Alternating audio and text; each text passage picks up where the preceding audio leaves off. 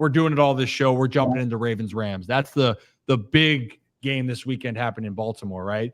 And kind of a game where maybe a few weeks ago fans might have felt better about, but Brad, Vegas still thinks differently as far as where this line is, but the Rams are playing pretty good football coming to this game, winning 3 in a row.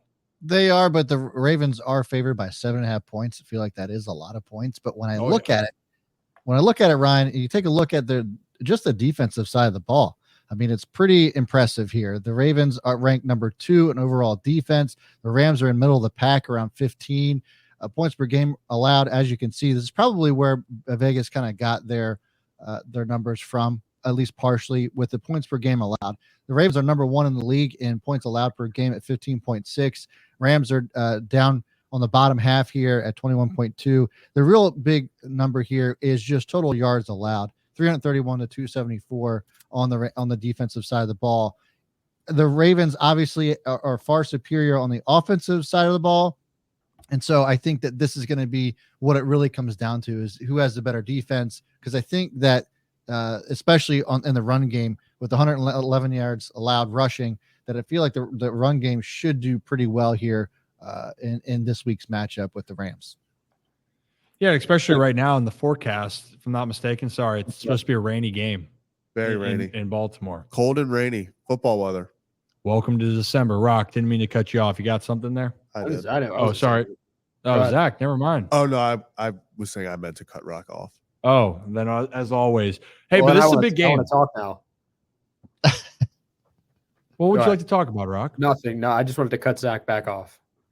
Oh, goodness. Can we move on with the show? I feel like Rock is really distracting us right now. Okay, Brad, this is what we talked about. This was, you guys actually talked about, we have to just, bring you two in. Cat herders. Cat herder. That is what I am. A cat herder. In the hat. Okay. Cat in the hat. Okay. You know what? It'd be cool to take your hat off again. You can do it. It's allowed. When Brad takes his off, we'll take the hat off. I've had plenty of shows with no hat on. Shekel says he's calling the upset. Rams may pull off a win. Ooh. So let's talk about that for a second, because this is what I was alluding to. The Rams are playing better football, right? The Ravens are coming off a bye, so you think they should be rested. But the Rams have a lot of momentum. They just had a big win against the Browns. And I know, granted, it was different, but they did have elite Joe Flacco back at quarterback. And Joe actually looked pretty good. If it's a weather game, all bets are kind of off, guys. So, I mean, what do you say? That's a 7.5 line for the Ravens. That seems pretty substantial. I think the weather's going to have an insane effect on the game. And I think it's going to have more of an effect on the Rams, just by the way that at their best, they are a more air out offense, using Puka, using Kupp. That's where they want to beat you, is Matthew Stafford. The strength of their offense is still through the air. So windy, rainy, and cold, that's not LA weather. So it's going to be a big adjustment coming here and playing in that. I think, like Brad, we just saw the stats, rushing the football is going to be where the Ravens can really dominate this game. Just because of the weather, 7.5 is a lot. And I'm not sure that gets covered, but I think this game is like a 24-21 type game. Yeah, I'm curious, because definitely Stafford and the continuity that they've kind of built recently. When Stafford plays, he could sling it, right? But the Rams also can run the ball pretty effectively. Kyron Williams came back from the IR and hit the ground running yet again. And on defense, the Rams then, as far as trying to stop the Ravens run game, they do still have, the best defensive player on the planet, even though he doesn't get a lot of recognition this season in Aaron Donald.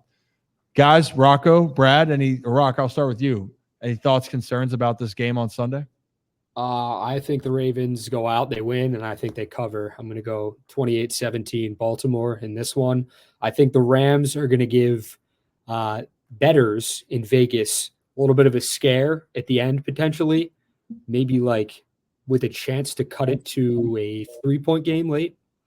But I do think the Ravens, they win, they cover, they pound the rock. They're fresh off the bye.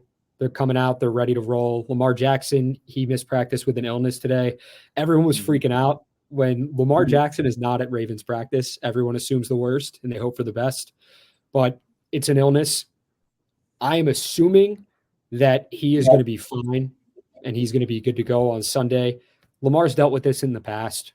Maybe he has a weaker immune system than most, or than me and you, but I think he's going to be, fired up, ready to go. They're coming off the bye week. They're back at the bank.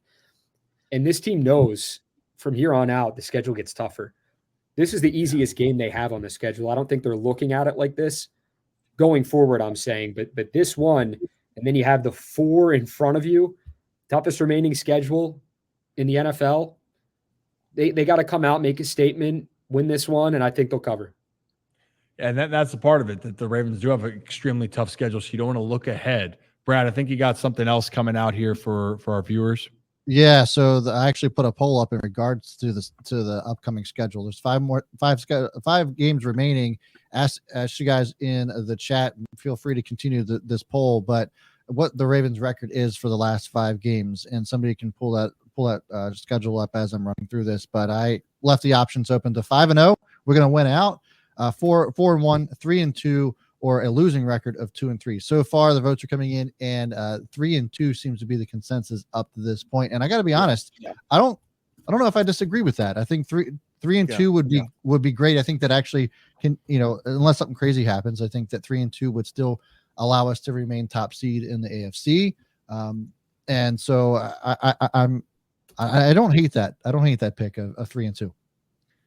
Well, for the Ravens, and for the schedule, if you look at it, who are they competing against right now that is right at the top of the schedule? They're going to have to face the Jaguars and Dolphins, right? Mm-hmm. A loss to an NFC team doesn't hurt as much because of the fact that the tiebreakers, it's head-to-head, and then it's going to go down to your record against AFC teams. So for those that are wondering, the Ravens playing the Jaguars and Dolphins, those are going to carry a lot more weight for head-to-head, but also they don't play the Chiefs, so that tiebreaker is going to go to matchups in the AFC. I think they're going to have to win at least 4. And this is for me, I think it's going to be a sneaky game. I think the Rams are going to come in and play. Rocco, I think the Rams could cover this. I think that they are a very underrated team. I think the Ravens are obviously the better team. I think that they are one of the best teams in the NFL. But if it's going to be a weather game, like Zach said, I feel that we've seen the games be closer maybe than they need to be. And if it's a close game with Matthew Stafford, I think that the Rams can really make Ravens fans sweat it out. But the biggest thing is guys getting healthy. Hopefully Ronnie Stanley's feeling better. It looks like Marlon Humphrey was practicing as well, and the vibes were high, right? But now it's go time. You said Marlon, full participant in practice today. Yep. Matabike, full participant in practice today, coming off the concussion. So there it is. Getting healthy, but now you got to go out and the last thing I'll say with that is, with getting healthy, 2 things come out of the buys. It's either you hit the ground running and everyone's buzzing or feeling good, or there's a little bit of rust from taking some time off. One way or the other. Should be an entertaining game in Baltimore nonetheless. Any other thoughts, concerns before we move on? No, go Vens. Go Vens. Go Vens. Brad? No, I don't think so. I mean, I am kind of excited to see how this game plays out if we do end up walking away with the win. Look, the Jaguars have lost to the Bengals with a Jake Browning quarterback. So I don't think that team is as scary as we might think they are. We'll see what happens when we go down to Jacksonville. The Dolphins have proven that they struggle against winning teams as well. So I think that there is a possibility that 4-1 is on the table. I don't think 5-0 is, but I think that given the way that the Dolphins and Jaguars have played, I think that 4-1 seems possible. The 49ers, I just don't think the Ravens are there to get past. Would be great, but I don't think that the other 2 teams that are up there in the AFC are as scary as some people might think. Yeah. Hey, this This year's different for a lot of different reasons. I think we've said for a while that it just feels more open and any team can kind of beat anyone, but it just feels like the Ravens of the group are a little bit more complete and they're the healthiest. They have Lamar Jackson. How about Trevor Lawrence, guys? And we're going to get into our game picks here in a second, but didn't it look like, Zach, after the Monday night game that Trevor Lawrence is going to be out for weeks, maybe the season? And yeah, it looked like the way that they were talking about it was he was done for the very much foreseeable future, and he's practicing today. He was back at practice, had a knee brace on. Don't know how that affected his ankle, but Trevor Lawrence looks – I don't think he's going to play this week, but I would not rule him out now for Baltimore, which I thought was a guaranteed he'd miss. And that's the point. He's grinding through whatever he's going through, but that's going to make a big difference if Trevor Lawrence can even play. Even a banged up Trevor Lawrence is a huge upgrade for their team than not having him on the field.